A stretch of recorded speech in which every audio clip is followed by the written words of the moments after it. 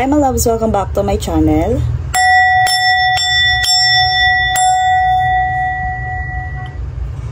In today's video, we will going to channel some messages, love messages from your person. So kung ikaw man ay in relationship, single, or in situationship, maybe this message is for you. So before tayo mag-start, I would like to invite you to follow our other social media platform like IG account. And if you are resonated with me, you can support me or you can avail our crafts, our own crafts, by clicking the link in the description box. Okay. So let's see the situation first. Ano nga ba yung sitwasyon na meron dito sa reading na to? And bakit? Ano yung mga messages na kailangan niyang marinig? Situationship or in relationship? Verge. About to reveal, confess. Oh yeah. Actually, yan talaga yung kanina ko pa na re-receive na message or na feel, adore, admire, enchantment. And obviously, this message or this love situation is about confession. About confession or about love confession. And long-term relationship. Maybe this situationship or love message is about proposal. Okay. So, kagaya ng sinabi ko, kanina pa may kailangang ma-reveal. There's an urge na parang kailangan talaga ma-share o marinig ng aking collectives because kanina ko pa talaga nare-resonate yung feeling na may kailangang ma-reveal, merong magko-confess, merong paparating. And it causes big changes, big happy changes. Kasi nandito, actually yung ating mga cards is very favorable. And ayan, nakikita natin, Pouring the Cups. It causes you, for my collectives, lots of emotional fulfillment. Yung marireceive nyo na to, yung mako-confess nyo na to.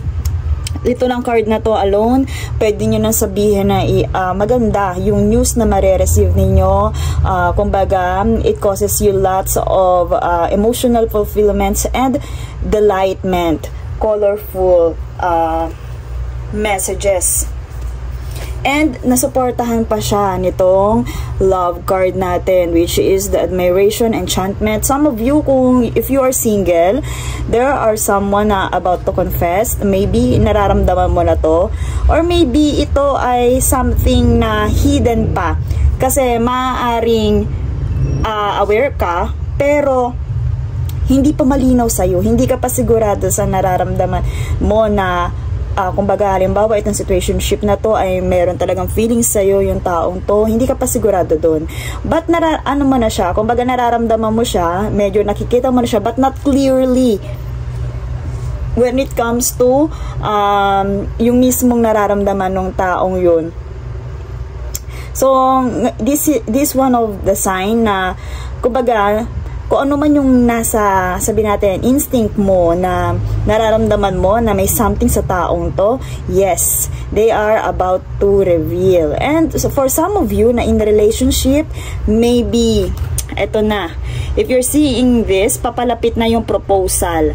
There's someone or your person are about to confess, about to propose something for a long-term relationship. And some of my collectives na sabihin natin wala talagang idea, there are someone na about to reveal good news and sabihin natin big happy changes that causes you emotional fulfillment na masasabi natin halimbawa ngayon sa panahon na to, sa panahon na nakita mo tong message na to, ay kung sino man yung magtatapat sa'yo, iyon yung magbibigay sa'yo ito na ng long-term relationship or commitment. Maaaring, yes, meron naman talaga mga nagko-confess sa inyo, merong maamin, merong nagtatry kung pwede ng courtship, pero message or this reading is a sign na kung sino man sa mga panahon na to na napanood mo to, yung magko-confess sa'yo is yun na yung magiging long term, yung long term mo. Okay? And kagaya nga ng sinabi ko, sobrang favorable ng card na to since na lahat naka-smile. Diba? Lahat naka-smile, and there is, if sabihin natin you are fulfilled, you are, sabihin natin, married, there's a good news about to enlighten you. Maybe some of you are, sabihin natin, dumadaan na sa medyo malabo na relationship if you are married. So, magkakaroon ng linaw, magkakaroon ng liwanag, merong something na darating sa inyong relationship na magkokos ng liwanag, dahil nga kung makikita natin, there's enlightenment in this card. Pero talaga, I strongly feel meron talagang magre-reveal ng kanyang love. Or sabihin na natin, if you are someone na sensitive, yung alam mo na may feeling sa'yo yung taong to pero hindi malinaw sa'yo eh. Minsan parang iniisip mo na alam niyo yung parang delulu na parang nagfi-feeling ka lang na may gusto talaga taong to sa'yo pero wala naman. Minsan dumadating ka sa ganong situation, pero eto na nga yung sign na yung taong to is may feeling sa'yo. Hindi ka nagkakamali. Gusto niya tong i-reveal. Gusto niya tong i-confess.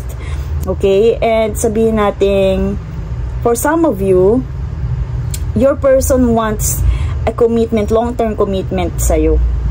For some of you, iniisip ng taong to na kung gagawin niya, kung meron man siyang isang gagawin or isang ipagtatapat sa'yo, gusto na niya itong pang long-term relationship. Maybe some of you are dumaan sa pagiging malabo, dumaan sa, sabihin natin, konting pagkakalabuan, and after na maayos nyo to, ito yung kanyang pwedeng i-offer, the commitment for long-term relationship. Okay, other supporting love situation for this reading for my collectives. Okay, 111, napaka-favorable. It's important for you, for, sabi ko sa inyo, di ba, kung marami man nagko-confess sa inyo na something, pero pag once na na-resonate mo to, or sabi natin nagdaan to sa'yo, yung someone na magko-confess sa'yo soon is yung someone na pang long term. At maybe ito na yung twin flame mo. So, favorable card, 1111. It symbolizes the harmony and balance of your soul. Some of you kasi talaga suffered from a long-term karmic relationship, or sabihin natin marami kayong na-encounter pero paulit-ulit lang naman yung mga tao na yon. So maybe this one is iba na dahil ito ay sabihin natin siya na pangmatagalan, sabihin natin makakapag-fulfill talaga ng iyong emotion. Causes you lots of balance and sabihin natin harmony. Kung before, sabi ko nga sa inyo, pag karmic ang na-encounter nyo paulit-ulit, and sabihin natin, nandun yung draining na mararamdaman mo. But this one, kung ano man, hindi mo naman din mafe-feel yung taong to na may nararamdaman sa'yo for our singles kung hindi siya connected sa'yo. And maybe ito na nga yung iniintay nyo for long-term relationship, because nandiyan, resonated dyan yung pagiging, ito na nga yung iniintay yung soul partner. Okay, attraction, diba? 1111 and attraction. This is a divine counterpart. Napakaganda na reading na to. Sabihin natin na napaka-favorable. So, you are, my loves, you are about to attract your twin flame or your soul partner.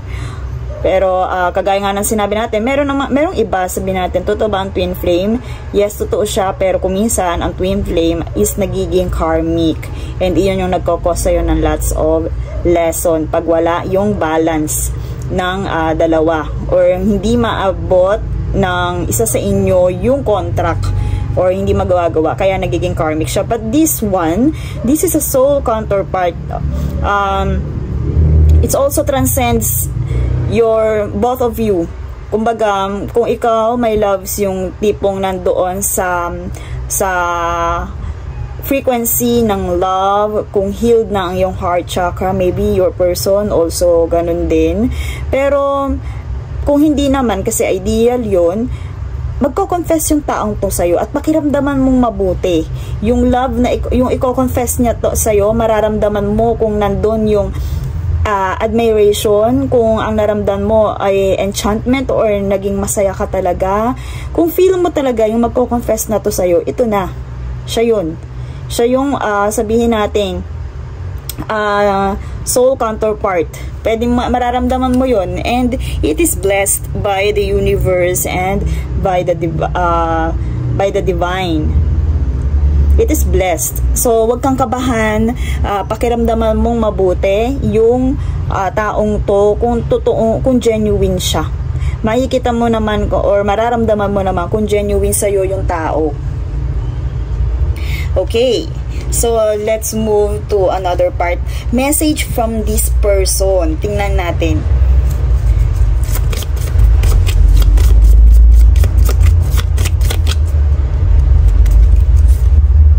Ayun, okay, I am becoming a better person.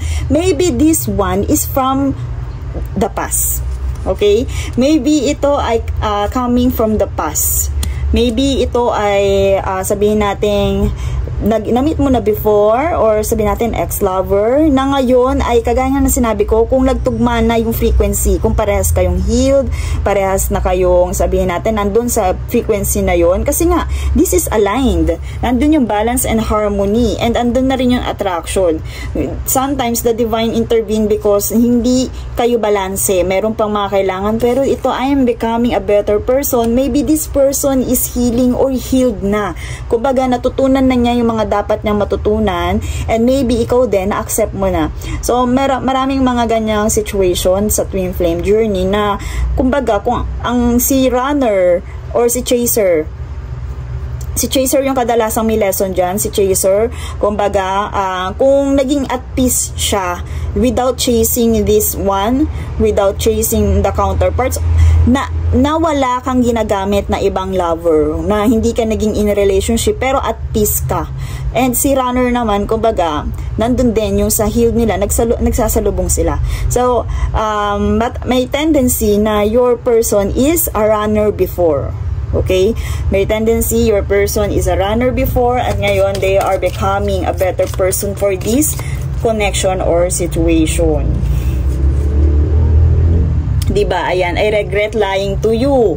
Sabi ko nga sa inyo, nagbago siya, gusto niyang magbago para sa'yo, and gusto na niyang ipakita yon, gusto na niyang i-propose yon, gusto niyang i-confess kung ano man yung nararamdaman niya, kung ano man yung naramdaman niya with this journey, gusto niya yun i-share sa'yo, and gusto niyang malaman mo. Maybe this one is naging in denial sa kanyang nararamdaman, hindi niya pinakita, or hindi niya fully na ipinakita na gusto kanya. So, maaaring ito ay hindi nagke-care sa'yo before, hindi kanya hinahawakan, or sa mga naging ka-MU lang, or hindi talaga naging in relationship with this person. Sabihin natin, alam niyo yung sa sobrang pagtatago ng kanyang feelings is yung halos sa ayaw kanyang madikitan, ayaw kanyang makita, or ayaw kanya ilag siya sa'yo, ganun. Maybe this one is ganon, pero pag ganon kasi ang actions ng isang tao, meron nga tinatago yan na feelings sa'yo. Pero eto, I am becoming a better person, I regret lying to you. Okay, so nandun yung sabihin natin pagbabago, and ang person na to lalapit sa'yo, kung ano man yun, maaaring sabihin natin kung may confess niya, basta kung ano man love na yan, ito ay makakapag-fulfill sa'yo emotionally. Diba? I'm so attracted. So, eto na. Are you familiar with this? Sabihin na, hindi kasi ako magaling kumanta, pero ito, mula talaga pagkagising ko, ito na yung parang pumapasok sa isip ko, yung kantang Iniibig Kita. Yung nais kong malaman mo na iniibig kita. Kasi doon sa kantang yun, alam nyo hindi ko na akala na, hindi ko sana pinagmasdan ang iyong ganda. At hindi ko rin naman akalain na wag na, basta yun, i-search nyo na lang, Iniibig Kita. So doon kasi sa story na yun, hindi niya sukat akalaing mai-inlove siya. Hindi niya sukat akalaing mai-inlove siya. Akala niya ganun-ganun lang. Pero nung time na na-realize niyang gusto niya yung tao, kumbaga hindi niya makontrol yung feelings niya. So ganito yung nararamdaman ko sa card na to. Attraction. I'm so attracted to you. That's why it causes them to confess their feelings. Kasi sabi, para bang hangin na kahirap pigilin.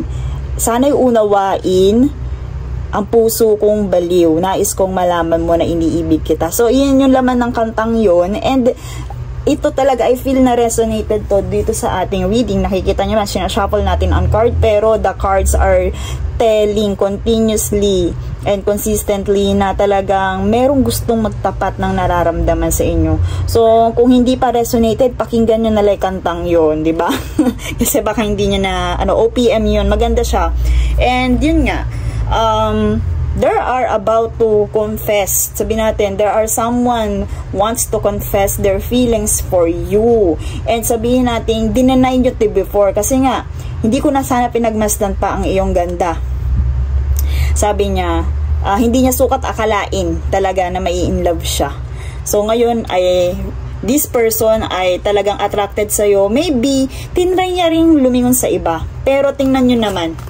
Tingnan nyo yung focus nung taong yun. Tingnan nyo yung focus nung taong yun, sa inyo lang nakatuon. Diba?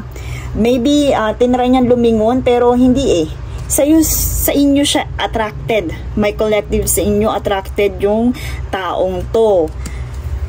So, yun, malinaw na may nararamdaman sa inyo yung taong to. Ano pa yung gusto niyang sabihin? Message from this person na sobrang in love sa inyo at sobrang attracted sa inyo at nais sabihin na iniibig kita.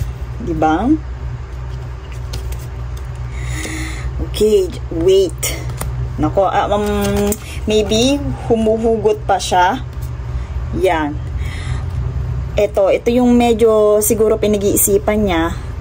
Wait, your family won't like me. So, sabihin na natin sigurado siya sa nararamdaman niya, pero isa sa mga naiisip niya, paano kung hindi ako magustuhan ng pamilya mo? So, maybe, most of my collectives are single, na hindi pa kasal. And maybe naman, mag-ex na in relationship, na nagkaroon ng lamat pagdating sa pamilya. Ayun. Diba? Part nga ng past mo to, my loves, na gustong, okay, ayan na naman, andyan na naman yung balance and harmony. Tama ba? Oh yes, 11. 3 and 8, 11. And half. Diba? Half ng 3 ay 8. Maybe this person, medyo matagal siguro kayo separated. I feel na nagkaroon kayo ng separation and matagal, ayun, nagkaroon kayo ng separation, matagal kayong inseparated at ngayon, papalapit na yung pagiging buo nyo. Just wait. Kumbaga, sigurado siya sa nararamdaman mo. Hindi na to yung sabi nating nagda-doubt, hindi na siya ganun. Kumbaga sigurado na siya doon sa nararamdaman mo. Ito na lang yung kanyang consider sa ngayon na nagkokos nitong waiting na to, pero namimiss ka ng taong to na sobrang attracted sa'yo. Okay? So, ano yung message from your angels? Kasi minsan pag kasi meron pa mga consider na ganito, diba? Lalo na pag ganyan, hindi maiwasan na tao yan na isipin yung iba, lalo na ito yung family. kumbaga, before nag-deny siya sa'yo, hindi niya yun iniisip. Hindi niya kino-consider ibang tao. Ang kino-consider niya yung ego niya, yung nararamdaman niya na kailangan hindi siya mahalata, or sinasabi na ng kanyang puso't isipan na may gusto, may feelings siya sa'yo, pero pilit niyang i-deny. So ngayon, ang naging ano naman niya is, nung nagising siya sa katotohanan na may feeling siya sa'yo, ito naman, yung mga tao sa surroundings niyo naman, yung kanyang kino-consider. So message from your angels. Love message from your angels. Ayan, allow your heart to soul, and allow your heart and soul to sing with joy. Diba? Paparating na ang iyong counterpart. Paparating na ang iyong divine soul counterpart. And it causes your heart and soul to sing with joy. Sabi ko nga sa inyo, emotional fulfillment ang hatid ng confession na to. Ang hatid ng sabihin natin, merong bagay na masisiwalat. So, sabihin natin, kaligayahan ang hatid na to, big, happy changes.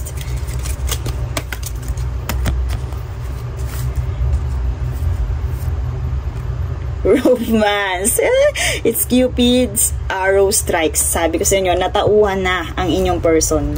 Okay? Natauhan na siya, and inaccept na niya sa sarili niya na meron siyang nararamdaman. So, litong-lito siya. Hindi na niya alam. Sabi ko nga sa inyo, my loves, if ever na meron kang doubt sa person na to, yung situation ng singer, dun sa song na, yun nga, yung iniibig kita, para bang hirap na hirap siya, hindi niya alam kung paano niya sasabihin yung kanyang nararamdaman. Kasi nga, before, i-deny niya yung nararamdaman niya. Hindi niya sukat akalain na ganun pala yung magiging feelings niya sa taong yun. Okay, my loves? And that's all for this reading. I am sending you lots of light and love. See you in my next one.